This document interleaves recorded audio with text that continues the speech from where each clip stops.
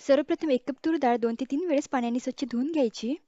त्यानंतर त्यामध्ये डाळ बुडेल इतपत पाणी टाकून 3 ते 4 तास डाळ भिजत ठेवायची. आता 4 तासानंतर पहा डाळ छान भिजलेली आहे. ही डाळ आता एका चाळणीवर काढून त्यामधील पूर्ण पाणी निथळून घेऊयात. इथे मी 2 कप स्वच्छ धुवून घेतलेली पालक घेतली आहे. ही पालक मी स्वच्छ धुवून फॅनखाली थोडा वेळ सुकवून घेतली आहे. पालक सुकल्यावर छान अगदी बारीकसर कापून घ्यायची आहे. आता भिजून घेतलेली तूर डाळ एका मिक्सरच्या भांड्यात टाकून त्यामध्ये अर्धा चमचा जिरे, 6 ते 7 लसूण पाकळ्या, अर्धा इंच आल्याचा तुकडा व थोडी धुवून घेतलेली कोथिंबीर टाकून मिक्सरला पाणी न टाकताच जाडसर वाटून घेऊयात. इथे डाळ पण छान वाटून झालेली आहे. ही वाटलेली सर्व डाळ आता बारीक कापलेल्या पालक भाजीत टाकूयात. त्यानंतर यामध्ये 1 चमचा लाल मिरची पूड, अर्धा चमचा हळद व चवीनुसार मीठ टाकून सर्व जिन्नस पाणी न टाकताच व्यवस्थित मिक्स करून घेऊया.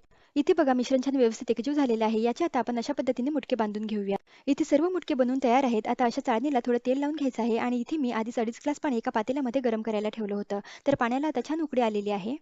या उकळत्या पाण्यावर ही चाळणी ठेवूयात. या चाळणीवर आपण बनवून घेतलेले मुटके ठेवूयात आणि यावर झाकण ठेवून 15 ते 20 मिनिटे लो टू मीडियम गॅसवर ही मुटके वाफवून घेऊयात. आता 20 मिनिटांनी पहा पालकाचे मुटके मस्त वाफवले गेले आहेत.